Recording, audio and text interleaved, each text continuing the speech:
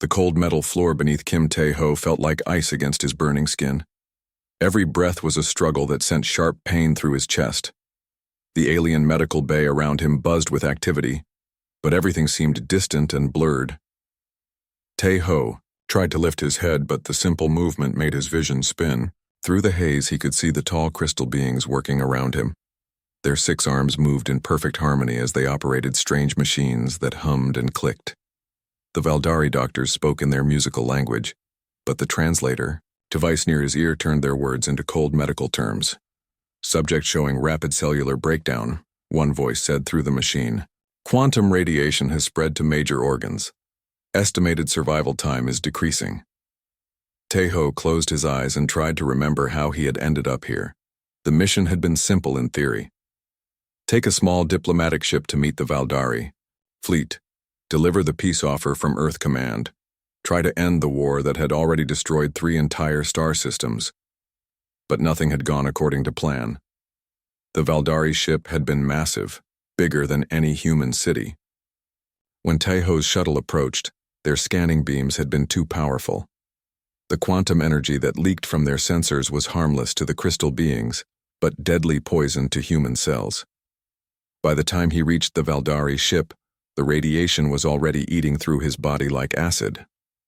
His enhanced soldier biology designed to survive the worst battlefields was useless against this invisible killer. Can you hear me, human?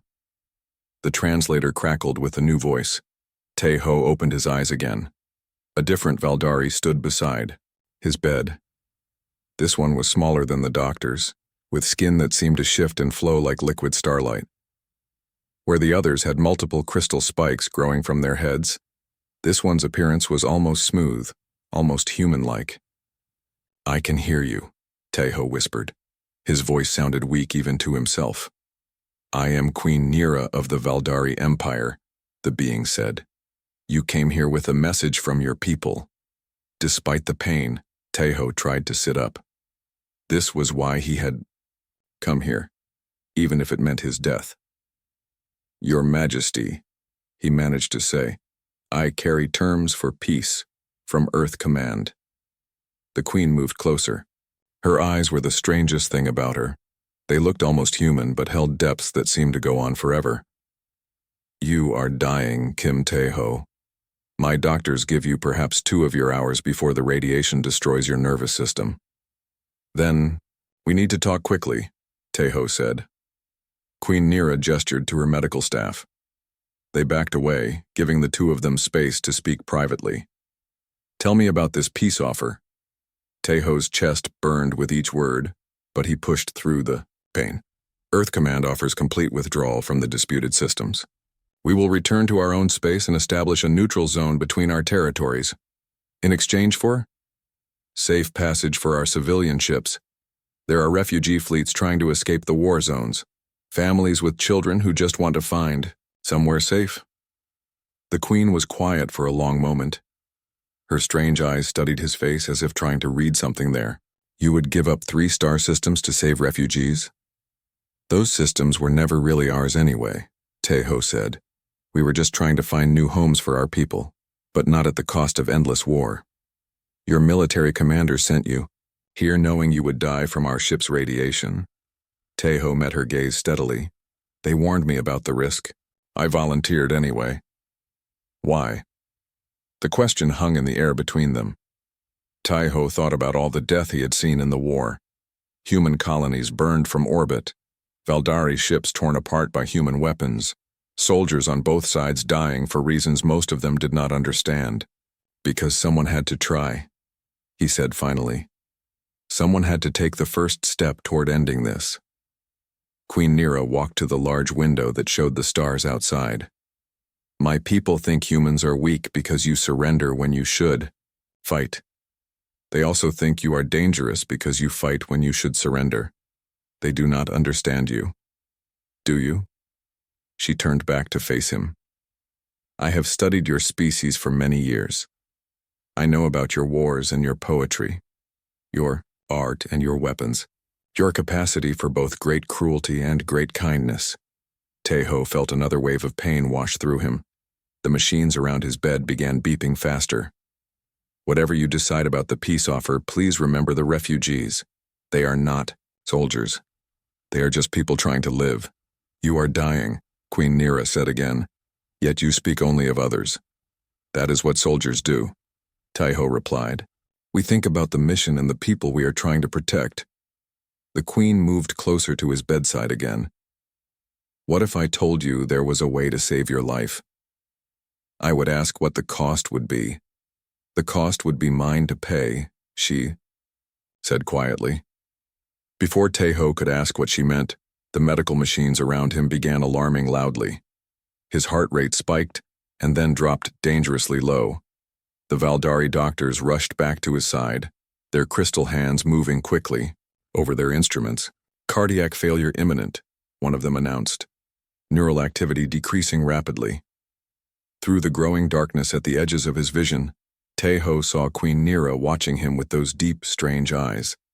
There was something in her expression he had not expected to see from an alien ruler, genuine concern. Your Majesty, he whispered as his strength faded. The coordinates for the refugee ships are in my shuttle's computer. Please. Rest now, Kim Taiho, the Queen said softly. I will consider everything you have told me. As consciousness slipped away from him, Taiho heard the steady beeping of the machine slow and then stop. But somehow he was not afraid. He had delivered his message. He had done what he came here to do.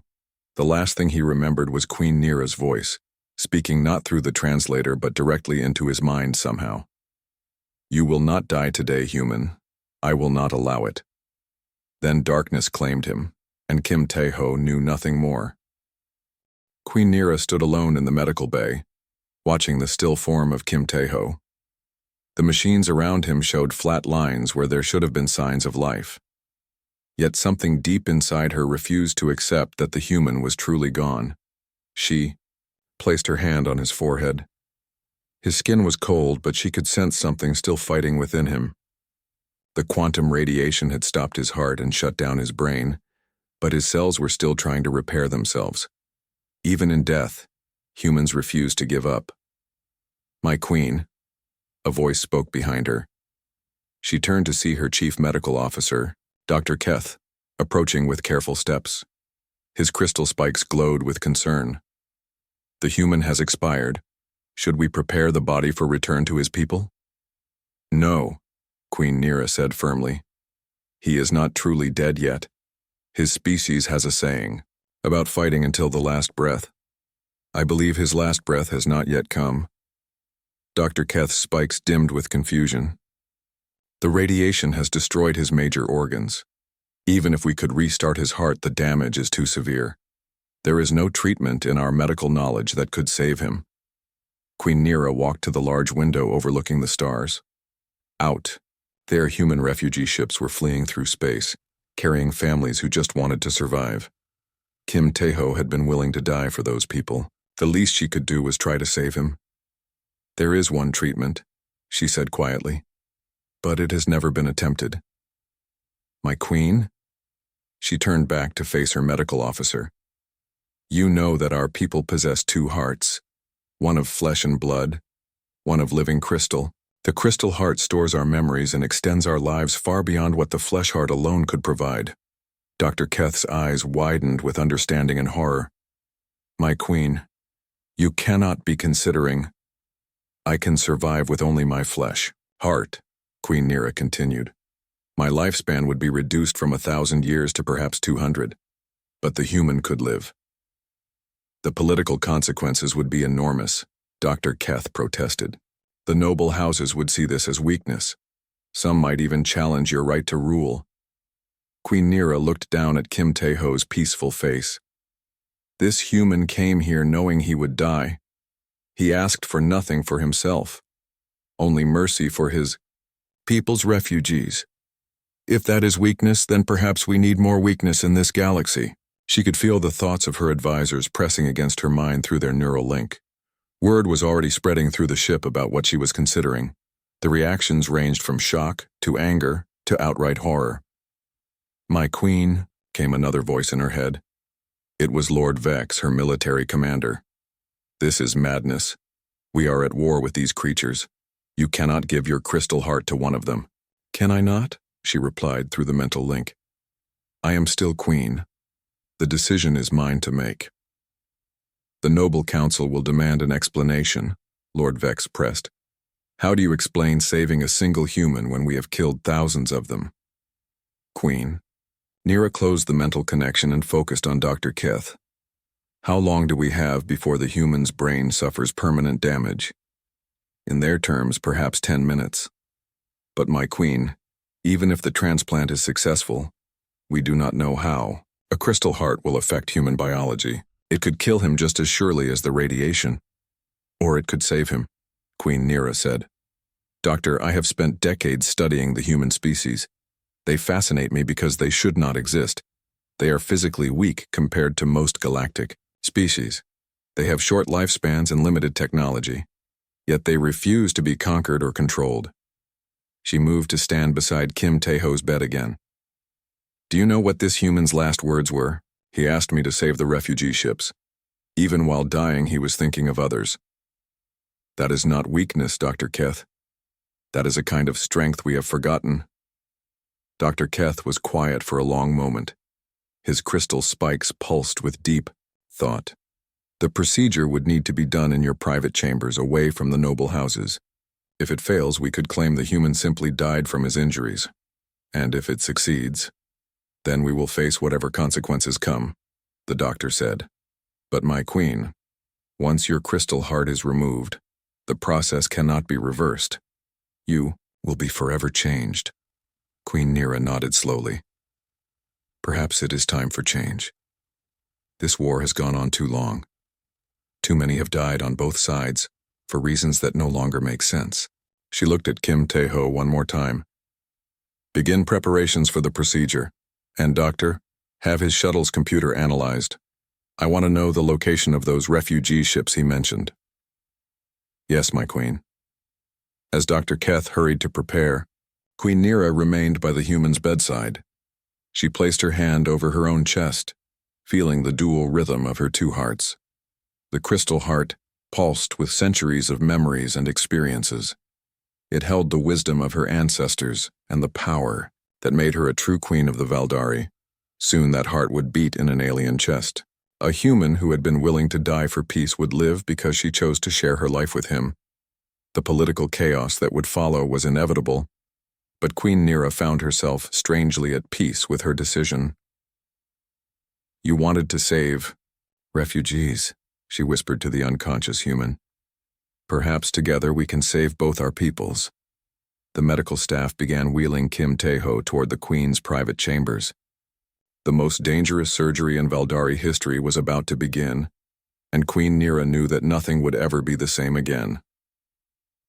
As they moved through the corridors, she could feel the shocked thoughts of her people pressing against her mind. But for the first time in years, she felt truly free. She was no longer just acting as a queen should act. She was acting as her heart told her to act, and soon, that heart would belong to someone else. Queen Nira's private chambers had been transformed into an operating room.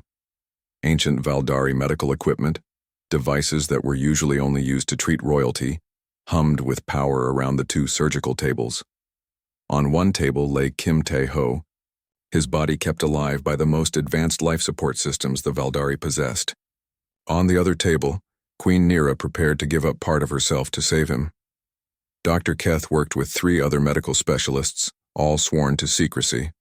The procedure they were about to attempt had never been tried before, not even between 2 Valdari. To transplant a crystal heart from one species to another was beyond experimental. It was almost mythical. My queen, the human's brain activity has ceased completely, Dr. Keth reported. We are keeping his body alive through artificial means, but we must begin soon, or the damage will be permanent. Queen Nira lay on her surgical table, connected to machines that would monitor her dual hearts during the extraction. I understand, doctor. Begin when you are ready. The first phase of the surgery involved carefully removing Queen Nira's crystal heart, while ensuring her biological heart could sustain her life alone. The crystal heart was located deeper in her chest than a human heart would be, nestled between her lungs and connected to her nervous system through delicate crystal pathways. As the medical team worked, Queen Nira remained conscious by choice. She wanted to experience every moment of the procedure, to understand what she was giving up and what she was gaining. The crystal heart is responding well to extraction, one of the doctors reported. Neural pathways are intact. Queen Nira felt a strange emptiness as her crystal heart was removed. Centuries of memories became suddenly distant, like voices heard through thick walls. The wisdom of her ancestors, which had always guided her decisions, became fainter. She was still herself, but somehow less than she had been. Now for the difficult part, Dr. Keth said, moving to Kim Tae-ho's table. The human's chest had been opened, revealing organs that were similar to Valdari anatomy but arranged differently.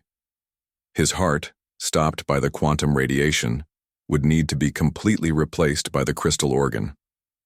The doctors had studied human anatomy from captured soldiers, but this was their first time working on a living human body. The crystal heart is adapting to the human's blood chemistry, one doctor observed with amazement. It seems to be learning how to function in this new environment. Queen Nira watched from her table as the alien organ was carefully placed in Kim Tae-ho's chest. The crystal heart began to glow with soft blue light as it made contact with his circulatory system. Strange patterns of light ran along its surface, like thoughts becoming visible. Neural integration is beginning, Dr. Keith announced. The crystal heart is attempting to connect with the human's nervous system. This was the most dangerous part of the procedure. If the crystal heart could not properly integrate with Kim Tae-ho's human brain, it would either reject completely or overload his nervous system. Either outcome would kill him. Queen Nira felt a sudden jolt of sensation, as if someone had touched her mind. For a moment she experienced flashes of memory that were not her own. A human childhood on a world with yellow sunlight. Training as a soldier. The fear and determination of preparing for a suicide mission. The connection is established, Dr. Keth said with wonder in his voice. The crystal heart is not only sustaining the human's life, it is creating a neural bridge between him and my queen. As the doctors worked to complete the surgery, Queen Nira found herself experiencing more of Kim Tae-ho's memories. She saw human cities built from metal and glass, so different from the crystal spires of Valdari architecture. She felt the weight of a human soldier's duty, the knowledge that he might die far from home in service to his people. But she also felt something else, Kim Tae-ho's thoughts about the Valdari. He did not see them as monsters or enemies despite the war. He saw them as another species trying to survive in a difficult galaxy. His mission had not been driven by hatred, but by hope that two different peoples could find a way to coexist. The patient's brain activity is returning, the doctors reported. The crystal heart is filtering the quantum radiation from his system while simultaneously repairing cellular damage. Kim Tae-ho's eyes opened slowly. They were still human eyes, but now they held flecks of the same blue light that pulsed from the crystal heart in his chest. He looked around the room in confusion.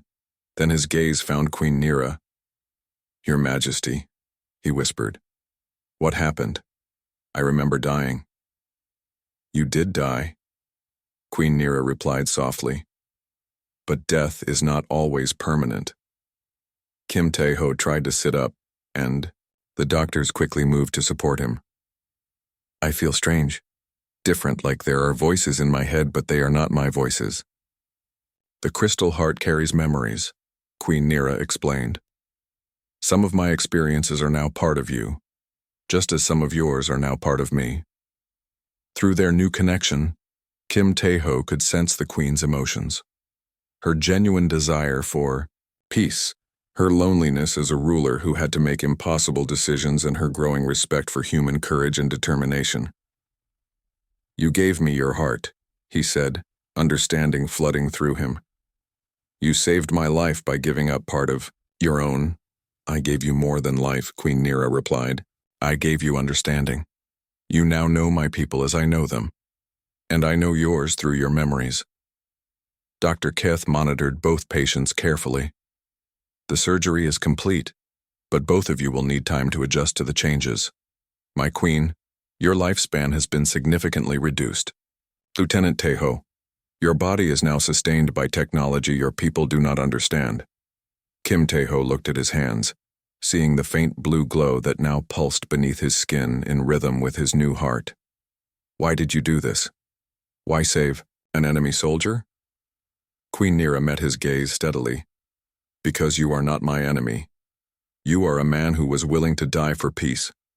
That makes you more valuable than any weapon in this war. As the medical team finished their work, both Queen Nira and Kim Teho knew that everything had changed. They were no longer just representatives of their species. They were living bridges between two worlds, connected by a crystal heart that beat with hope for a better future. 3 days had passed since the surgery, and Kim Teho was learning to live with a crystal heart. The blue glow in his chest pulsed steadily, carrying not just his life force, but fragments of Queen Nira's memories and experiences. Every beat brought him deeper understanding of Veldari culture and the complex politics that had led to war. Queen Nira visited him each morning in the medical bay. She too was adjusting to her new reality, living with only her biological heart. She moved more carefully now and tired more easily, but her mind remained sharp and focused. Tell me about the refugee ships, she said as she entered his room on the 3rd day. Kim Tae-ho sat up in his bed. His recovery had been remarkable, faster than either species should have been capable of. The crystal heart was not just sustaining him, it was enhancing his natural healing abilities. There are 12 ships, he said. Mostly families from the outer colonies, about 50,000 people total, including 15,000 children. They are traveling in old cargo vessels, not warships. Where are they heading? The Kepler system. It has planets that can support human life, but no strategic value. They just want somewhere safe to rebuild their lives. Queen Nira walked to the window that looked out at the stars. My military commanders want to intercept those ships. They see any human presence as a threat that must be eliminated. Through their mental connection, Kim Tae-ho could feel her internal conflict. Part of her wanted to protect her people by removing potential enemies. But a larger part, the part that had grown stronger since sharing her heart, wanted to find another way. Your Majesty, Kim Tae-ho said carefully, may I ask you something? Of course. Why did your people start this war? Through your memories, I can see that the Veldari are not naturally violent. You prefer art and philosophy to conquest. Queen Nira turned back to face him. That is a complex question with a complex answer. Do you truly want to know? I need to know if there is going to be any chance for peace. She moved to sit in the chair beside his bed. The war began because we were afraid. For thousands of years, the Veldari have been the dominant species in this sector of the galaxy. Our technology and long lifespans made us feel superior to younger species. But humans are different, Kim Tae-ho said, understanding beginning to dawn. Yes. When we first encountered your people, we expected them to behave like other species we had met, submit to our authority, accept their place in our empire, or flee to distant stars. Instead, humans fought back with a ferocity we had never seen. Queen Nira's voice carried old pain and newer understanding. Your people destroyed 3 of our fleets in battles we should have won easily. You developed new weapons and tactics faster than we thought possible. For the first time in our history, we faced an enemy that refused to acknowledge our superiority. So you decided to eliminate us completely. The military council did. They convinced many of our noble houses that humans were too dangerous to be allowed to expand throughout the galaxy. Better to crush you now while you were still relatively weak. Kim Tae-ho felt the weight of this revelation.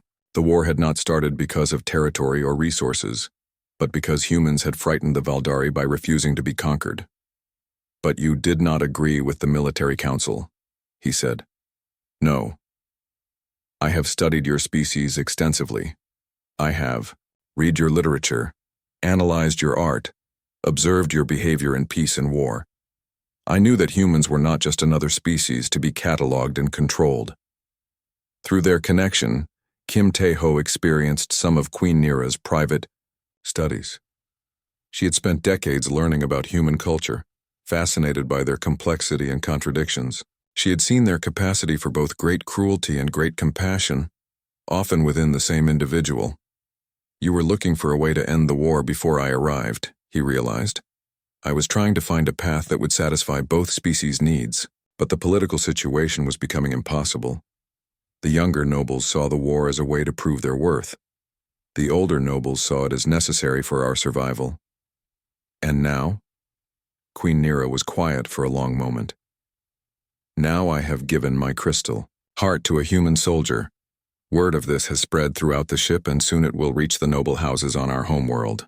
Some will see it as the ultimate betrayal. Through their bond, Kim Tae-ho could sense her fear. Not for herself, but for what would happen to the peace process if she lost her political power. There is something else you need to know, Queen, Nira continued. While you were recovering, I received communication from both our military forces. The human fleet has begun a final assault on our home system. Your people believe this is their last chance to strike a decisive blow.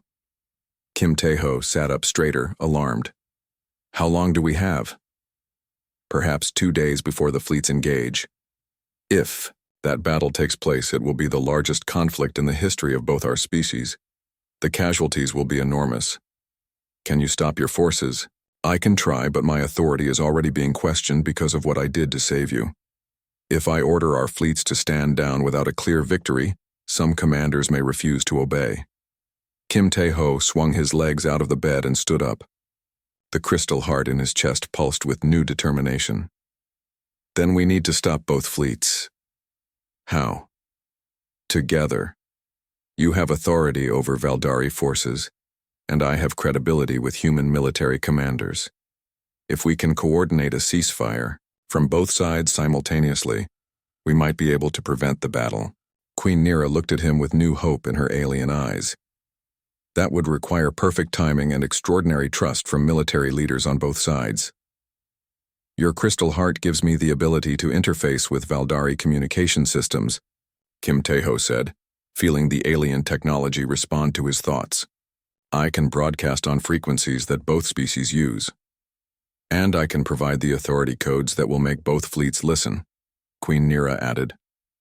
They looked at each other across the small medical room. Two beings from different worlds connected by shared purpose and a crystal heart that beat with hope. If this fails, Queen Nira said quietly, the war will continue until one of our species is extinct. Then we cannot let it fail, Kim Tae-ho replied. Too many people are counting on us. Outside the window, the stars waited silently as two former enemies prepared to attempt the impossible together. The main communication center of the Valdari flagship had never seen anything like what was happening now. Kim Tae-ho stood at the primary control station, his hands moving over alien controls that somehow felt familiar. The crystal heart in his chest pulsed with blue light, creating a direct interface between his human mind and the Valdari communication network. Queen Nira stood beside him, her remaining biological heart beating rapidly with tension. Around them, Valdari technicians worked frantically to establish connections with both fleets. They had less than 1 hour before the human and Valdari forces would be in firing range of each other. Connection established with Human Fleet Command, one technician reported. Admiral Park is online. On the main screen, the weathered face of Admiral Park Jun-ho appeared. His eyes widened when he saw Kim Tae-ho standing beside the alien queen. Lieutenant Tae-ho, what is your status? We thought you were dead. I was, sir, Kim Tae-ho replied. Queen Nira saved my life. We need to stop this battle before it starts. Son, you have been missing for 5 days. The entire human fleet is converging on the Valdari home system.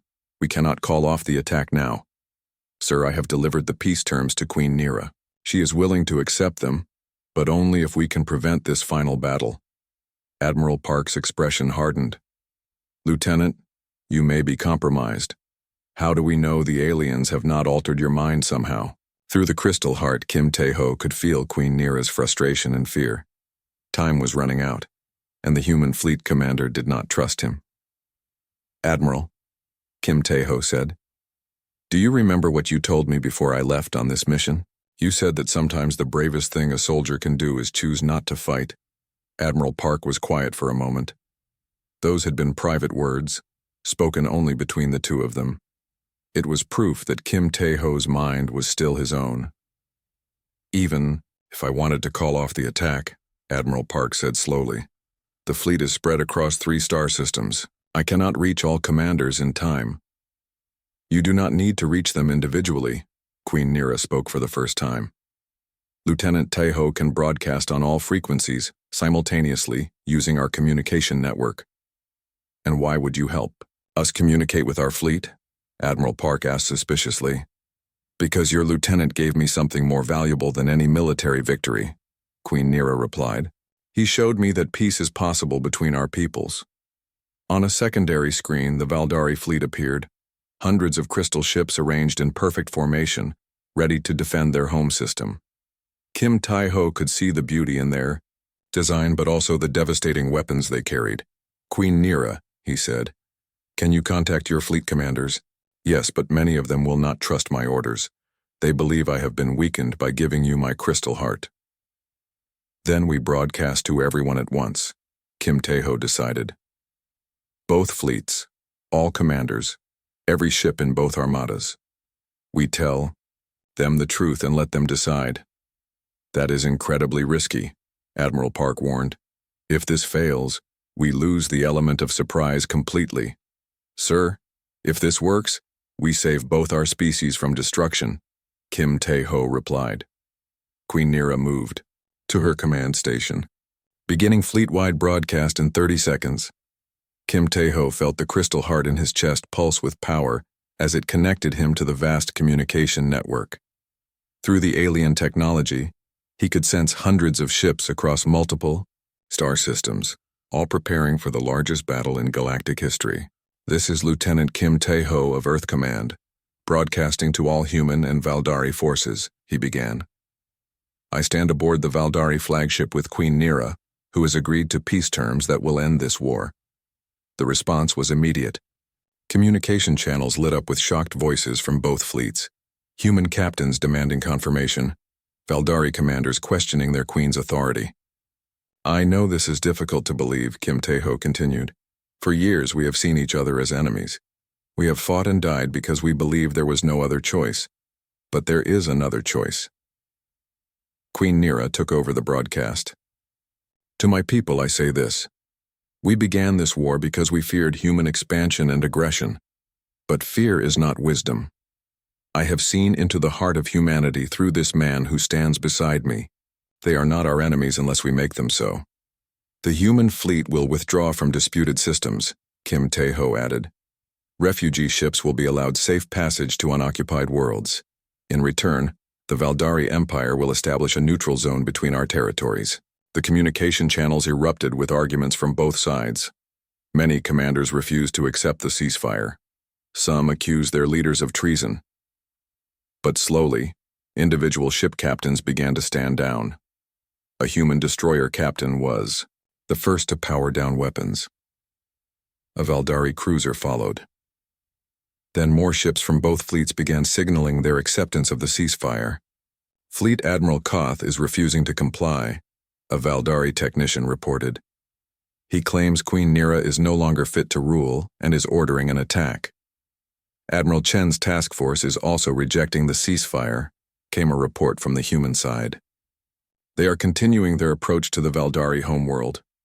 Kim Tae-ho felt panic rising, but the crystal heart steadied him with Queen Nira's calm resolve.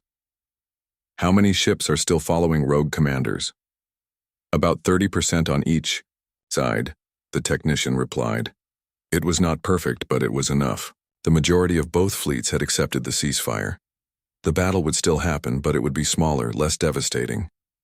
"This is the beginning, not the end," Queen Nira announced on the fleet-wide channel.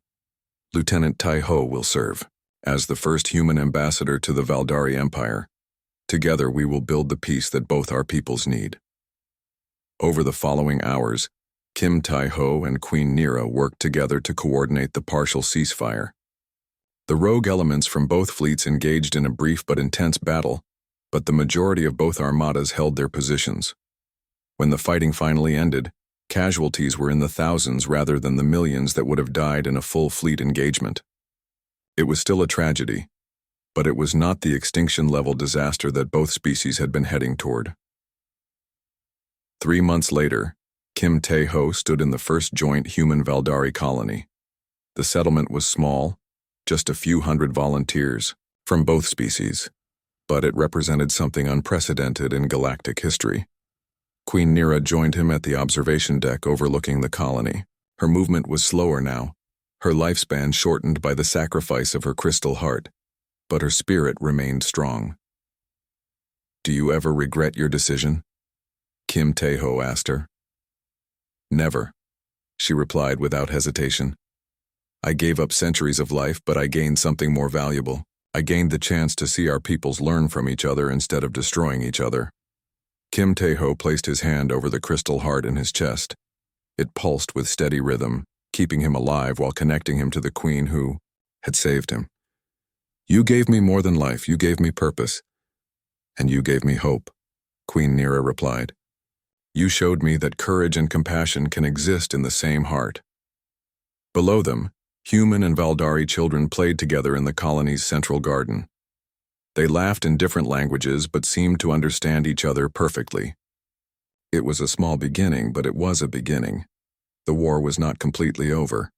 There were still extremists on both sides who rejected peace, but the foundation had been laid for something better.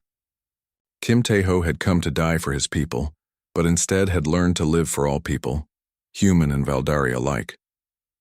As the two former enemies watched the future grow in the garden below, the crystal heart beat with quiet satisfaction. It had found its true purpose at last.